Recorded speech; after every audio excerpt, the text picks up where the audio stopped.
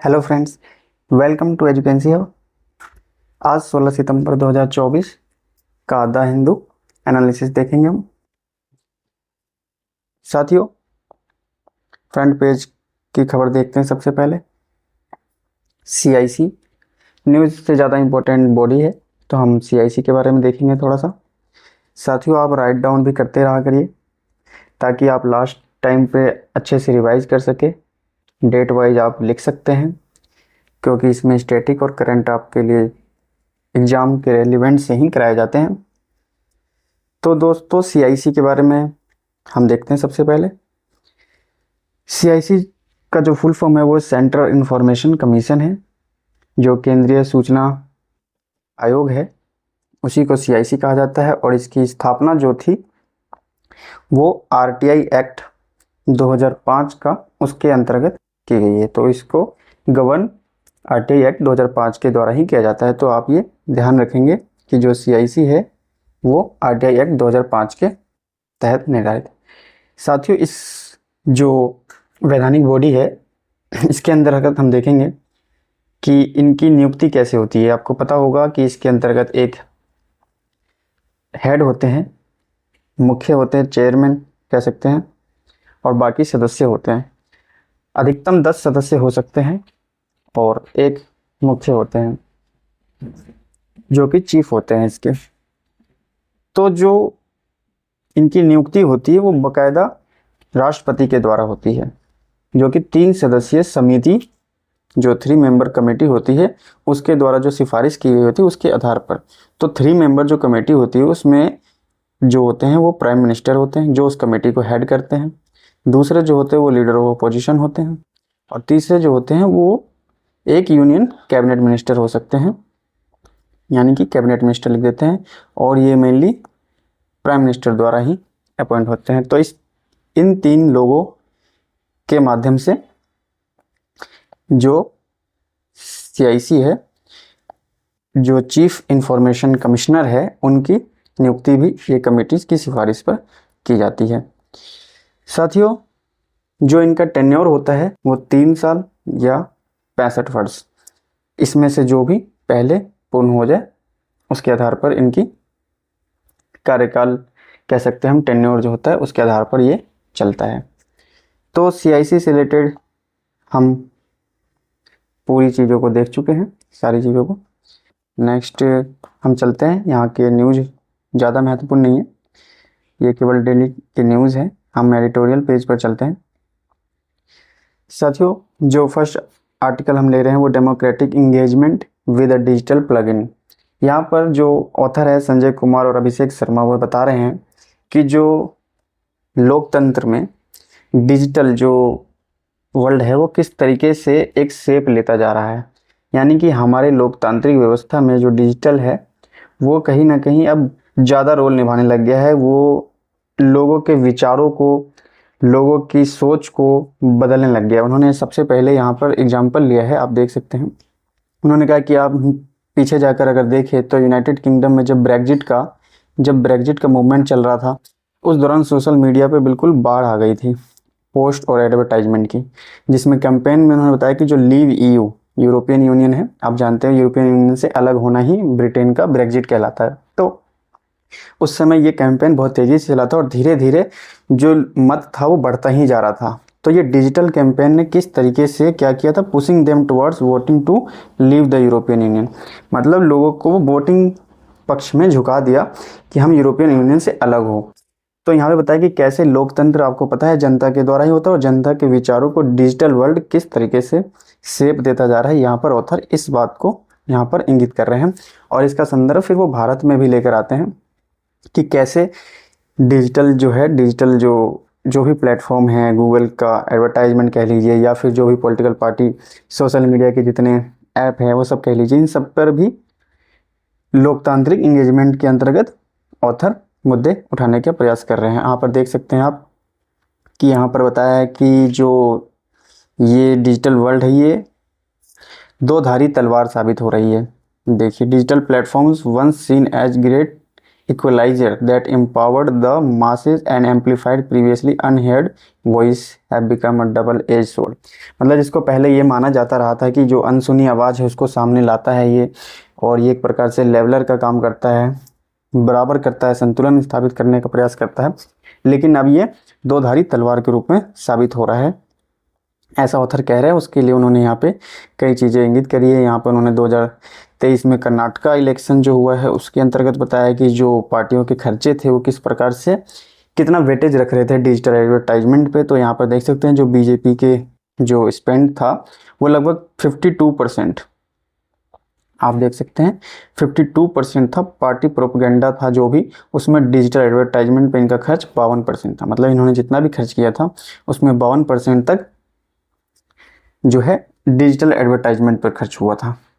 इसी तरीके से आगे बताया गया है कि जो जनवरी 2024 during the 2024 general election period from April 19 से जून 1 के बीच में जो खर्चा देखा गया उसमें बताया जा रहा है कि जो 89,000 के आसपास जो एडवर्टाइजमेंट थे posted by the BJP were running on Google on which more than 68 crore was spend in contrast 2900।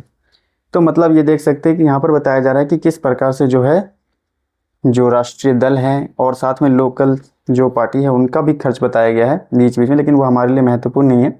यहाँ पर कुल मिलाकर ये दिखाया गया कि कैसे लोकतंत्र का जो अब प्रारूप है, जो ढांचा है, वो डिजिटल इंफ्रास्ट्रक्चर की ओर मूव करता जा रहा है और उस पर डिपेंडेंट होता जा रहा है, जो कि बताया गया कि उसको रेगुलाइज करने की ज़रूरत है, मतलब उस पर विनियमन लगाने की ज़रूरत है। इसीलिए इन्होंने 3 मेजर इशू के बारे में आप यहाँ पर देख सकते हैं 3 मेजर इशू पर बात करिए। उन्होंने कहा है कि सबसे पहले क्या करना है, disparity in financial resources among political party is manifested bye there digital advertisement spending.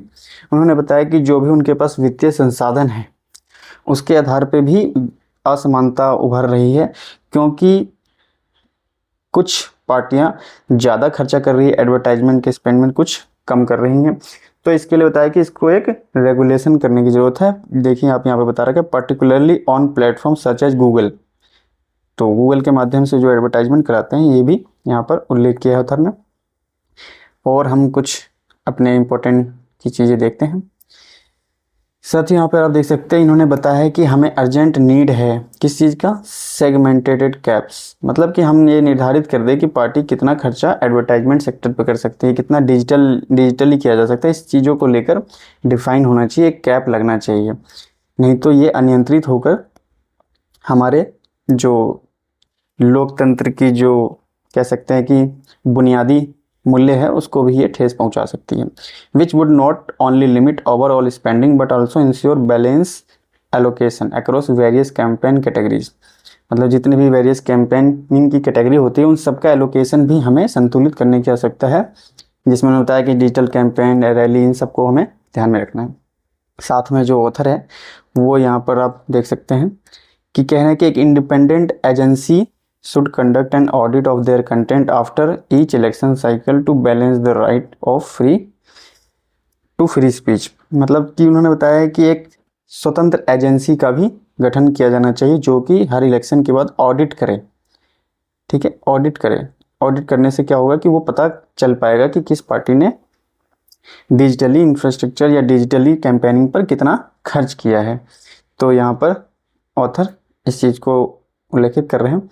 साथ में जो उन्होंने बताया है कि जो हमारा ये डिजिटल टेक है, डिजिटेक जो भी, इसको इस तरीके से आगे दिशा निर्देशित करना चाहिए, इस तरीके से नेविगेट करना चाहिए कि ये ना तो हमारा मतलब कि हमारे लोकतंत्र को मजबूत करे, ना कि ये हमारे लोकतंत्र को कमज़ोर बनाए। Ensuring that technology serve to enhance rather than erode the democratic ideals. जो भी हमारे लोकतांत्रिक विचार है, जो आदर्श है, जो हम होल्ड करते हैं, वो सभी को मजबूत करे, ना कि कमज़ोर करे। तो आप देख सकते हैं कि ऑथर यहाँ पे डिजिटल जो इश्यूज उभर रहे हैं डेमोक्रेटिक वैल्यूज़ में उसको लेकर कंसर्न जाहिर कर रहे हैं।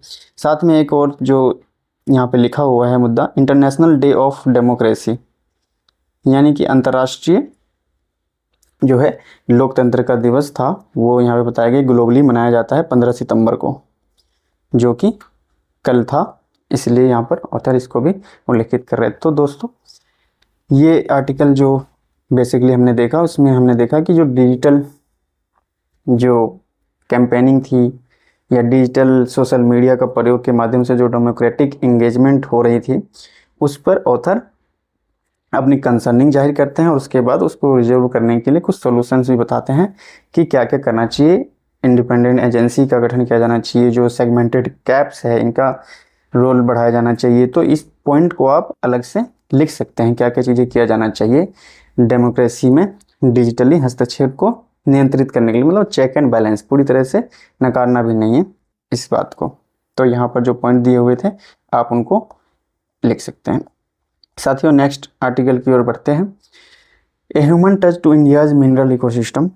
यहाँ पर हम देख सकते हैं कि जो एक महत्वपूर्ण न्यूज़ आई है वो है कि mines and minerals development and regulation act जो है, उसके माध्यम से जो डिस्ट्रिक्ट मिनरल फाउंडेशन का गठन हुआ था, आपको ध्यान रखना है, ये आपके सामने एक्ट लिखा हुआ है बाकायदा, देख सकते हैं। ये 2015 में ये एक्ट में संशोधन हुआ था, mines and minerals development and regulation act, MMDR भी कहते हैं इसी को, ठीक है। तो आप ध्यान रखेंगे MMDR जो एक्ट है, इसी के अंतर्गत DMF, इसी के बारे में हम पढ़ने वाले हैं, ये हमारे लिए बहुत महत्वपूर्ण होने वाला है। और इसको डिस्ट्रिक्ट मिनरल फाउंडेशन कहते हैं, जिला खनिज फाउंडेशन कह लीजिए, इसको क्या कहा जाता है। और DMF का क्या रोल है और वो भारत में जो डिस्ट्रिक्ट में क्या रोल निभा रही है, पूरा आर्टिकल उसी के बारे में लिखा हुआ है। तो हम देखते हैं आर्टिकल में क्या क्या चीज़ें दी गई है। सबसे पहले इन्होंने बताया है, सबसे पहले हम DMF की संरचना समझ लेते हैं कि DMF, जैसा कि आपने नाम से ही देखा, डिस्ट्रिक्ट मिनरल फाउंडेशन है। मिनरल मतलब खनिज, यानी कि डिस्ट्रिक्ट में जो मिनरल का खनिजों का जो उत्खनन होता है, उसके माध्यम से उस ज़िले में जो भी प्रभावित क्षेत्र होता है, प्रभावित लोग होते हैं, उनकी मदद के लिए, उनके सोसाइटी में डेवलपमेंट के लिए जो भी बुनियादी ढांचों का विकास हो या फिर सामाजिक कल्याण हो, इन चीज़ों का ध्यान रखने के लिए DMF की स्थापना की गई थी। तो आपने एक्ट देख लिया, MMDR एक्ट के तहत हुआ था। जो इसका हेड होता है DMF का, वो स्वयं डिस्ट्रिक्ट कलेक्टर होता है। तो आप ध्यान रखेंगे, जो इसका हेड होता है वो डिस्ट्रिक्ट कलेक्टर होते हैं, जो कि फंड, अब इनके पास फंड कहाँ से आता है DMF के पास, तो दोस्तों इनके पास जो फंड है वो उस क्षेत्र में, उस रीजन में जो भी उत्खनन करने वाली मेन रोल कंपनियां हैं, जो भी लाइसेंस होल्डर है, लीज होल्डर है, जिन्होंने भी वो जगह ले रखी है सरकार से ऑक्शन के थ्रू, ऑक्शन का मतलब होता है नीलामी के थ्रू जो ले रखा है, तो उसमें उनको वहाँ से उत्खनन या कार्य करने के लिए एक रॉयल्टी देनी पड़ती है। तो ये रॉयल्टी जो होती है, ये जो फंड होता है, पैसा होता है, ये DMF का सोर्स बनता है। तो आप यहाँ पर देख सकते हैं, district mineral foundation where licensed and lease holder pay the DMF a certain amount of the royalty. Royalty आप जानते हैं, जो भी उसमें से एक हिस्सा निर्धारित किया जाता है कि ये इस फंड के तहत जाएगा, DMF में जाएगा। तो अब इस DMF हर डिस्ट्रिक्ट में जहाँ पर भी खनिज से जुड़ा हुआ कार्य होता है, वहाँ पे एक DMF का गठन होता है। तो DMF अपने अनुसार देखती है कि जो हमारे पास फंड आया है रॉयल्टी से, उसका हम कहाँ उपयोग करें। ऐसा तो नहीं है कि इस डिस्ट्रिक्ट का खर्चा किसी और डिस्ट्रिक्ट में किया जाएगा। तो जो भी उनके पास फंड आया वो उसी डिस्ट्रिक्ट में देखते हैं कि यहाँ पर किन चीज़ों की बुनियादी सुविधा नहीं है, यहाँ के लोग किस प्रकार की चीज़ों से सफ़र कर रहे हैं, तो उनकी प्रॉब्लम को सॉल्व करने का ये DMF काम करता है। यहाँ पर ऑथर ये चीज़ उल्लेखित कर रहे हैं। साथ में इन्होंने बताया है कि जो इस 10 सालों के सफ़र में, जो DMF का 10 सालों का सफ़र है, उसमें बताया गया कि जो DMF है उसने कम से कम भी अपना फंड 1 लाख करोड़ तक पहुंचा लिया है। जो अपना खजाना है 1 लाख करोड़ तक पहुंच गया। ये दिखाता है decentralize community centric development works are carried out in mining affected district. जहाँ भी खनन होता है वो सभी इफेक्टेड डिस्ट्रिक्ट में ये कार्य कर रहे हैं। साथ में यहाँ पर ये बताया गया कि सितंबर जो 16 है, यानी कि आज डिस्ट्रिक्ट मिनरल फाउंडेशन डे मनाया जाता है। तो और ये किसके अंदर है, प्रधानमंत्री खनिज क्षेत्र कल्याण योजना स्कीम के अंतर्गत, ठीक है। तो ये भी आप ध्यान रख सकते हैं। साथ में और क्या बताया यहाँ पे, DMF जो है 3 लाख के आसपास अभी प्रोजेक्ट जो है सैंक्शन कर चुका है और चला रहा है, मतलब कितने ज़िलों में, 645 ज़िलों में, 23 राज्यों के। तो ये भी एक डाटा हो गया। ऑथर यहाँ पे बता रहे हैं कि मेरे को एक सेल्फ हेल्प ग्रुप से मिलने का मौका मिला था उड़ीसा में, जो कि डीएमएफ द्वारा स्थापित हो। तो हम देख सकते हैं कि डीएमएफ कितने वेरियस टाइप के कार्यों में इन्वॉल्व है, यानी कि डीएमएफ जो है सेल्फ हेल्प ग्रुप की मदद से महिलाओं के सशक्तिकरण में भी भूमिका निभा रहा है। तो कभी डीएमएफ के रोल पर लिखने को आए तो आप इसका एग्जाम्पल भी दे सकते हैं कि वो सेल्फ हेल्प ग्रुप की मदद से। साथ में यहाँ पर ऑथर एक और चीज़ बता रहे हैं कि जो युवाओं में उनके अंदर जो है टेक्नोलॉजी डेवलपमेंट के लिए भी कई डीएमएफ काम कर रहे हैं। डीएमएफ जो अलग अलग डिस्ट्रिक्ट में मिनरल फाउंडेशन होते हैं। तो यहाँ पे इन्होंने बताया कि जो मध्य प्रदेश के कटनी है जिला है, वहाँ पर एक डीएमएफ जो है क्या कर रहा है, helping young mind master drone technology, मतलब कि ड्रोन टेक्नोलॉजी में युवाओं के लिए कारगर सिद्ध हो रहा है, मतलब उनकी शिक्षा प्रशिक्षण में हेल्प कर रहा है जो यहाँ का डीएमएफ है। इसके अलावा इन्होंने आगे बताया कि इस तरीके से जो कार्य कर रहे हैं डीएमएफ जो है वो कोऑपरेटिव तरीके से सहयोग लेकर सबका काम करते हैं। तो ये जो फिलॉसफी है इनकी वो इस पे काम कर रहे हैं, सबका साथ, सबका विकास, सबका विश्वास, सबका प्रयास। यहाँ पर इन्होंने एक फिलॉसफी की बात करी है। दोस्तों आगे जो है नेशनल डीएमएफ पोर्टल जो है वो क्या है, इसलिए बनाया गया है ताकि एक ट्रांसपेरेंसी रहे और समय समय पर उसका मॉनिटरिंग किया जा सके। तो यहाँ बताया कि digitise and administration the oversight of DMF across India enabling greater transparency and efficiency in operations, मतलब जो भी क्रियाकलाप हो रहे हैं, ऑपरेशन हो रहे हैं, उसमें एफिशिएंसी मतलब दक्षता के साथ और पारदर्शिता के साथ कार्य करे ये डीएमएफ। इसके लिए ही एक पोर्टल का गठन किया है जिसका नाम नेशनल डीएमएफ पोर्टल है। साथ ही यहाँ पे ये बताया गया है कि जो डीएमएफ है ये एक बहुत बड़ी भूमिका निभाते हैं सेंट्रल और स्टेट की स्कीम को आगे बढ़ाने में। तो यहाँ पर बताया गया कि हम इनको पुश करते हैं किन सेक्टर में काम करने के लिए। जैसे डीएमएफ है तो उनको पता है कि ये रीजन में ये प्रभावित क्षेत्र है, तो यहाँ पर कैसे कार्य किए जाना चाहिए। तो उनको दिशा निर्देश कौन देता है, जो सेंट्रल और स्टेट स्कीम्स होते हैं ना, इससे डीएमएफ अपना हेल्प लेता है कि अच्छा इस सेक्टर में कमी है तो सरकार की ये स्कीम के तहत वो कार्य करते हैं। और विशेषकर किन क्षेत्रों में काम करने के लिए उन्हें प्रोत्साहित किया जाता है, जो एस्पिरेशनल डिस्ट्रिक्ट है वहाँ पर, ताकि वो एसडीजी से रिलेटेड गोल्स प्राप्त कर सके। साथ में यहाँ पे बताया कि और डीएमएफ किन क्षेत्रों में काम कर रहा है, तो डीएमएफ जो है वो लाइवलीहुड ऑफ फॉरेस्ट ड्वेलर्स, जो जंगलों में वनों में रहने वाले लोग हैं, उनकी जीवन यापन की जो स्थिति है उसको भी ठीक करने के लिए डीएमएफ कार्य करती है। जैसे कि plantation collection and processing of medical herbs, मतलब जो औषधीय दवाइयाँ होती हैं, औषधि पौधे, उनका प्लांटेशन लगाना, रोपण करना, संग्रहण करना और उनका प्रसंस्करण करना, इस तरीके के कार्य में भी डीएमएफ जो हेल्प करता है। साथ में इन्होंने डीएमएफ को क्या कहा है, होल ऑफ गवर्नमेंट, मतलब समग्र सरकार, एक प्रकार से शॉर्ट में इन्होंने बताया कि डीएमएफ इन शॉर्ट, मतलब छोटे रूप में इसको कहा जा सकता है कि ये सरकार का एक छोटा रूप है। इस अप्रोच से ये काम करते हैं।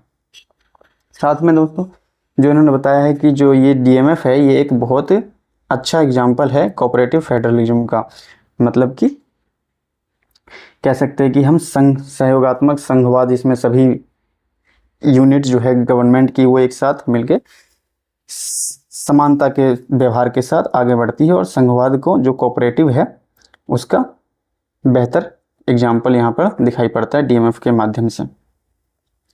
Unique advantage of convergence central and state scheme, मतलब जो राज्यों की और जो केंद्र की जो भी स्कीम चलती है उनका एक बेहतर समायोजन करके यहाँ पर इस डीएमएफ जो है अपना रोल निभा रहा है।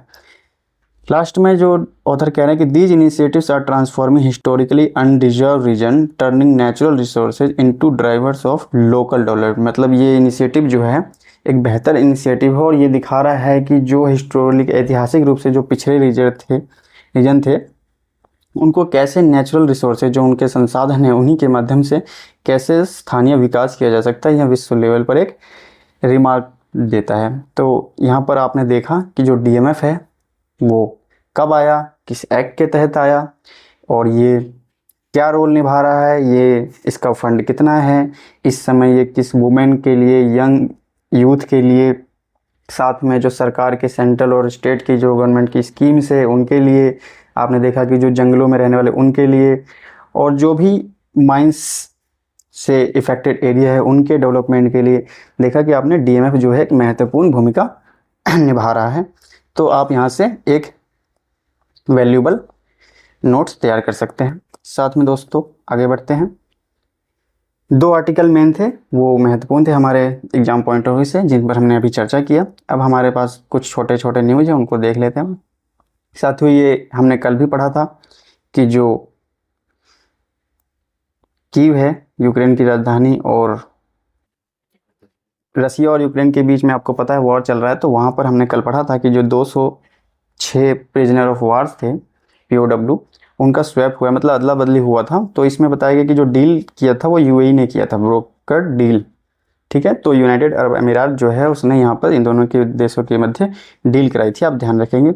साथ में दोस्तों टाइफून यागी अभी भी न्यूज़ में है, तो आपको ध्यान में रखना है कि टाइफून यागी जो है पूर्वी एशिया, ईस्टर्न एशियन कंट्रीज को इफेक्ट कर रहा है। अब म्यांमार तक भी इसका प्रभाव देख सकते हैं कि इतनी डेथ हो रही है।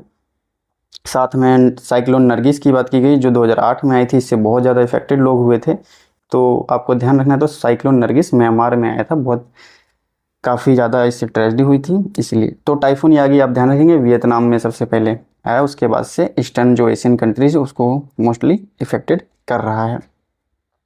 नेक्स्ट न्यूज़ की ओर बढ़ते हैं दोस्तों। साथियों, यहाँ पे एक छोटा सा और न्यूज़ है, जिसमें हम ये ध्यान रखेंगे बस कि जो कुकी जो है और मैती ग्रुप्स है, ये जो एथनिक ट्राइबल ग्रुप है, इनको हमें ध्यान रखना है, क्योंकि ये मणिपुर आजकल काफ़ी समय से न्यूज़ में बना हुआ है। तो वहाँ पर दो एथनिक ग्रुप है जिनके बीच में क्लैशेस हो रहे हैं काफ़ी समय से, जिसके कारण मणिपुर काफ़ी डिस्टर्बेंस इस समय फेस कर रहा है।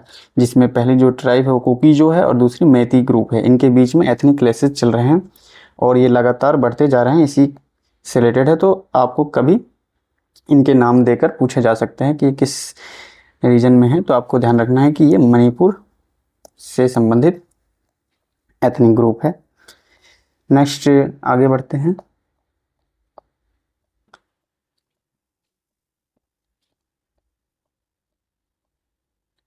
साथियों, एक और महत्वपूर्ण फैक्ट्स आपको ध्यान रखना है। स्टॉर्म बोरिस, आपको पता होगा जो मध्य और पूर्वी यूरोप का क्षेत्र है इन दिनों बाढ़ से ग्रसित हो रखा है। तो वहाँ पर जो है स्टॉर्म, जो तूफान बोरिस है, आपको ध्यान रखना है, अगर पूछ लिया जाए PCS एग्जाम में तूफान बोरिस के बारे में, स्टॉर्म बोरिस, तो आपको ध्यान रखना है कि ये ईस्टर्न और सेंट्रल, मध्य और पूर्वी यूरोप के क्षेत्र को प्रभावित कर रहा है इस समय।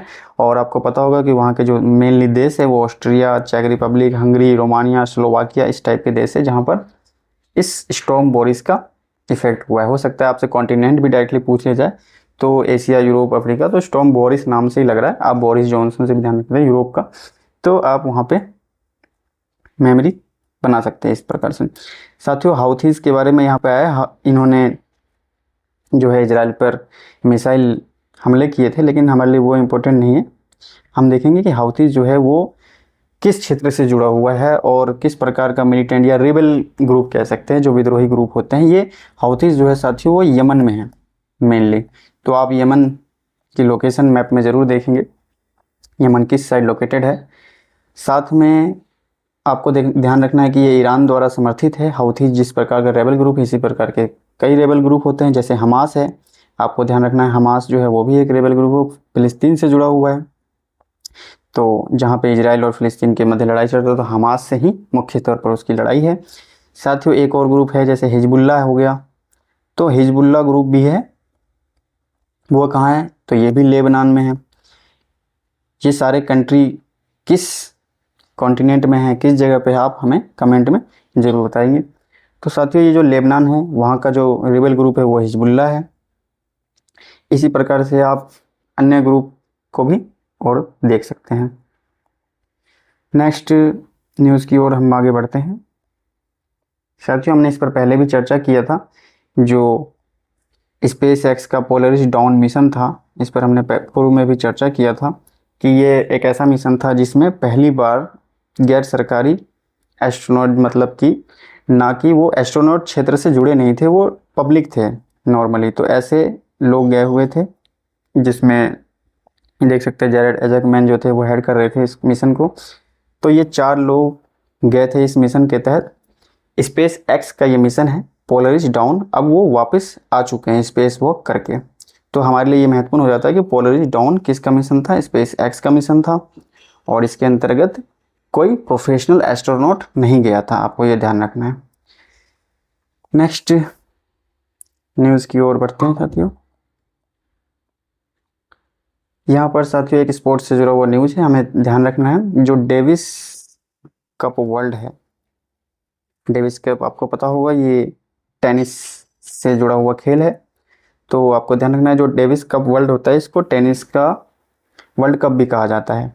तो इसमें अभी स्वीडन में जो मैच हुआ है, तो आपको ध्यान रखना है स्वीडन की जो राजधानी है वो स्टॉकहोम है।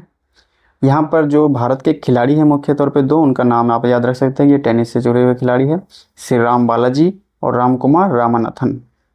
इन दो खिलाड़ियों का नाम ध्यान रख सकते हैं कि ये टेनिस से जुड़े हुए खिलाड़ी है। टेनिस कप किस खेल से संबंधित है और स्टॉकहोम कहाँ पर स्थित है, इन चीज़ों को आप यहाँ पर देख सकते हैं। साथियों आज के न्यूज़पेपर में बस इतना ही। आपको हमारा एफर्ट्स अच्छा लगा हो तो हमारे साथ ज़रूर जुड़े, इसको ज़रूर शेयर करें। Thank you, have a nice day.